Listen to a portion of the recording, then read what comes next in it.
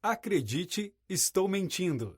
Eu sei, você já pensou como a sua vida seria diferente se você estivesse aparecendo nos principais veículos de comunicação? Se você tem uma empresa, então, você imagina os pedidos chegando logo após aquela matéria no Jornal Nacional. Sim, esse livro explica como conseguir isso. A má notícia é que você vai ter que cruzar alguns territórios não tão convencionais. Em Trust Me, I'm Lying, ou Confia em mim, estou mentindo, Ryan Holiday ajuda você a entender como hackear a mídia de massa a seu favor. O livro é dividido em 2 sessões, contando como Ryan explora a mídia digital, especialmente blogs, para gerar cobertura na imprensa. Na segunda parte, ele mostra mais detalhes de como estas atividades o ajudaram, de modo mais prático, a ter grandes resultados.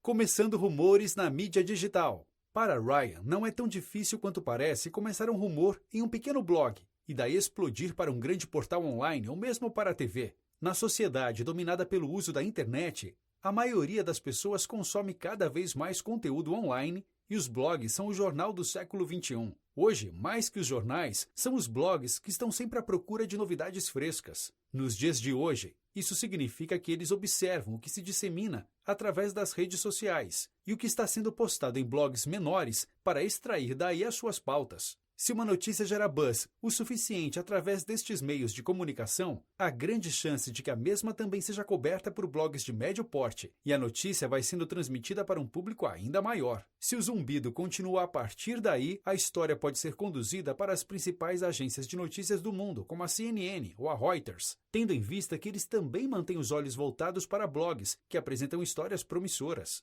A morte de Osama Bin Laden, por exemplo, foi relatada pela primeira vez por um usuário no Twitter, antes das principais agências de notícias, blogs ou até mesmo do pronunciamento do presidente Obama. Blogs obtêm o conteúdo de outros blogs e redes sociais. Isso significa que mesmo as histórias mais triviais podem escalar para os sites de notícias mais respeitados e até mesmo a televisão.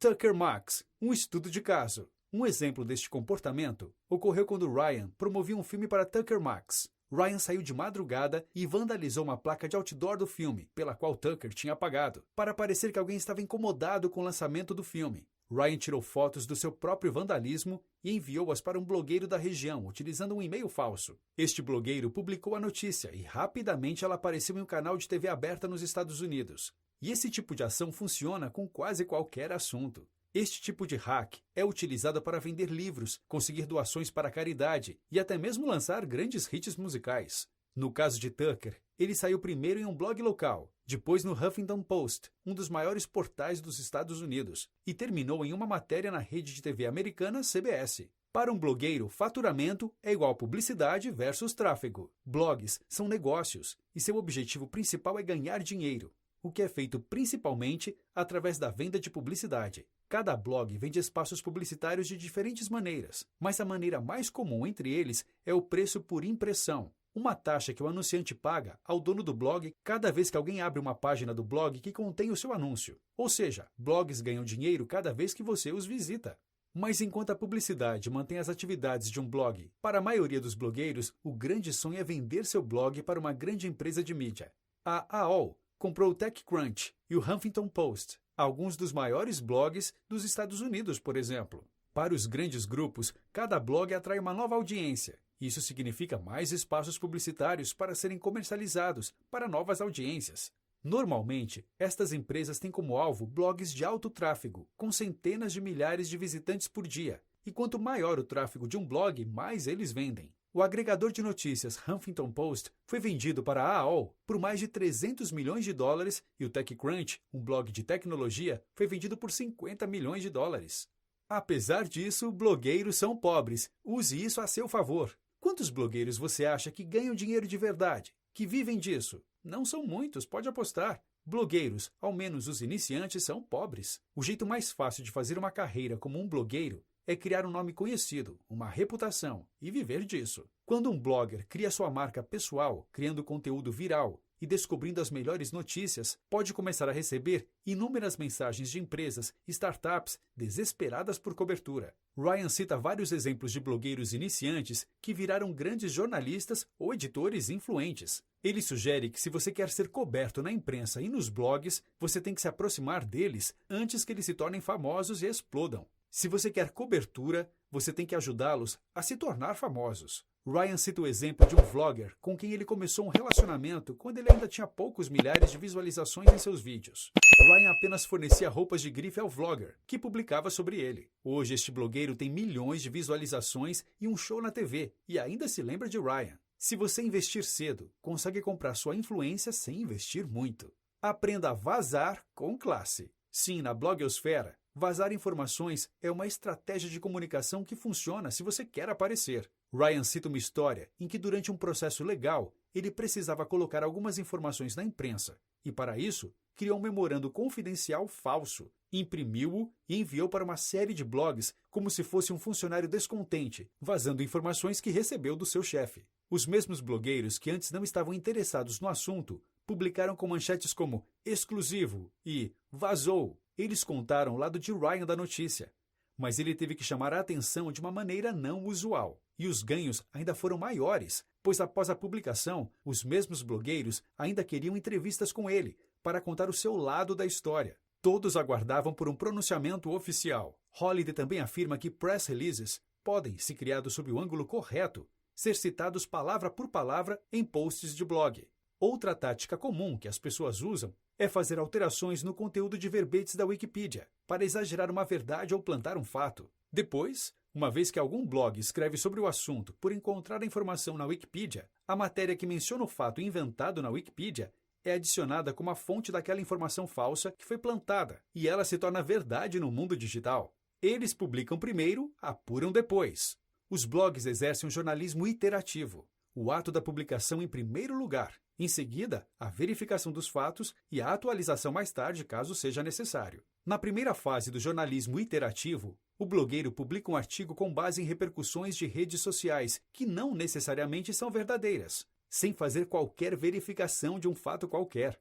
Esse mecanismo, ao mesmo tempo em que permite que os blogs gerem conteúdo rapidamente, também permite que mentiras sejam contadas como notícia, e isso pode causar consequências desastrosas. Se você lê um blog, quase nunca lê a versão final de um artigo.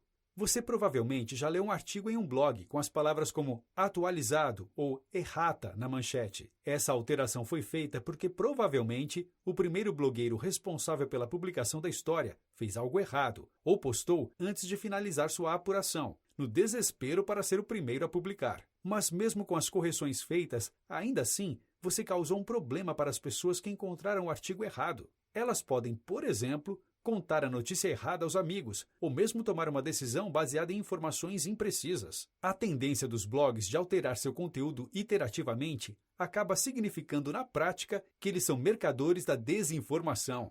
É tudo sobre a manchete. Assim como qualquer empresa precisa de clientes, os blogs precisam de tráfego na web, de pessoas que navegam e consomem o seu conteúdo. Seu objetivo é atrair o maior número possível de visitantes. E para que isso aconteça, eles contam com uma variedade de métodos para prender a atenção das pessoas. Quando pensar em sugerir uma pauta ou fazer um vazamento deliberado, pense antes em qual seria a manchete, o título do artigo ou tweet que o blogueiro vai compartilhar. Muitas vezes, ela nem precisa dizer claramente o que diz o artigo, apenas chamar cliques curiosos para ler o conteúdo. Se a capa da revista é o que vende, no Google e nas redes sociais, o título é a sua capa.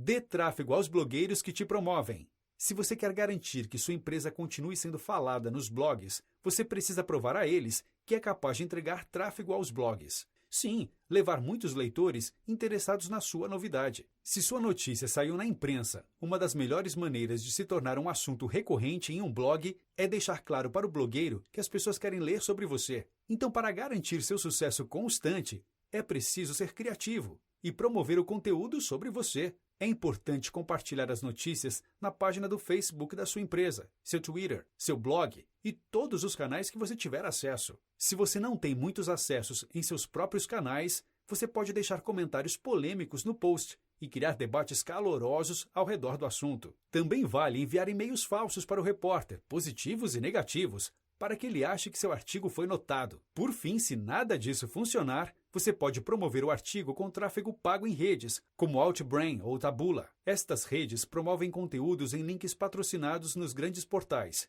e com pequenos investimentos é possível alcançar grandes audiências, e o blogueiro muitas vezes nem percebe que o tráfego do seu artigo foi comprado. Blogs querem despertar seu lado emocional. Você já leu alguma história online que fez você ficar com raiva? Isto provavelmente não foi uma coincidência. Blogs, muitas das vezes, tentam despertar as nossas emoções para nos envolver ainda mais. Por exemplo, eles sabem que quando vemos uma história que remete à injustiça, como uma criança sendo sequestrada, ficamos com raiva. Essa raiva, em seguida, nos estimula a interagir com a história, seja por compartilhá-la com outras pessoas ou postando nossos pensamentos em sua seção de comentários. Isso, então, cria rumor em torno da história, gerando mais receitas de anúncios para o blog. A raiva é uma das principais emoções em que os blogs estão interessados. Outros poderosos incluem o medo, por exemplo, avisos de ataques terroristas. Excitação, por exemplo, a data de lançamento do novo iPhone. E risos, por exemplo, um vídeo de gato se divertindo. Na mídia digital, os blogs são a fonte de tudo. Uma notícia pode afetar tudo, desde os preços do mercado de ações até as eleições presidenciais. Então não é nenhuma surpresa que os blogs exercem um enorme poder na formação da sociedade. Os blogs não são poderosos só por causa do seu número de leitores, e sim pelo tipo de leitores que possui. Blogs são lidos, em sua maioria, pelos profissionais do mercado de conteúdo digital, pessoas que possuem outros blogs ou trabalham para as principais agências de notícias, como a Reuters e a CNN. Isto significa que, embora os blogs possam não ter uma massa seguindo-os diretamente, qualquer coisa que publicam pode ser direcionada por um caminho que chegue aos grandes portais e emissoras de TV. Blogs são armas de destruição de carreiras. A sociedade gosta de assistir pessoas sendo punidas publicamente. Para expressar sua raiva sobre assuntos atuais, as pessoas postam comentários de fúria, posts em blogs ou espalham isso através das mídias sociais. Sim, blogs mexem com emoções e muitas vezes clamam por execuções públicas da pessoa julgada. Por exemplo, Julian Assange, fundador do site Wikileaks, tornou-se uma vítima dos caçadores de bruxas e foi crucificado pela internet. Depois que Assange se tornou uma figura pública bem conhecida em 2010, o blog da Gawker postava artigos divertidos e bobos como "O que aconteceu com o cabelo de Julian Assange?". 2 semanas mais tarde, Assange foi acusado de agressão sexual e a Gawker começou a publicar manchetes como "Será que os ativistas do Wikileaks estão percebendo que seu fundador é um megalomaníaco?". Apesar de não haver o menor indício de que Assange era um agressor sexual, os seus apoiadores se voltaram contra ele, e blogs como a Gawker usaram este impulso, publicando cada vez mais artigos sobre o assunto e gerando mais tráfego e lucros. Nosso amor pela caça às bruxas públicas significa que os blogs estão muito dispostos a demonizar alguém que julgamos desagradável. Apenas invente coisas, todo mundo está fazendo isso. Sim, isso mesmo. Hoje a blogosfera está sendo cada vez mais manipulada e eles acabam escrevendo sobre praticamente qualquer coisa se você influenciar os blogueiros com maestria. Uma das táticas mais comuns é utilizar o conteúdo em primeira mão, ou "te darei acesso exclusivo por 30 minutos antes de enviar para outros blogs". Para Ryan, a pauta nem precisa ser importante, relevante ou verdadeira para ser publicada. Se você souber criar uma urgência falsa, bloggers vão publicar qualquer coisa. Notas finais. O mundo se informa cada vez mais online e o jornalismo vem se tornando cada vez mais rápido e desesperado por cliques e visualizações de página.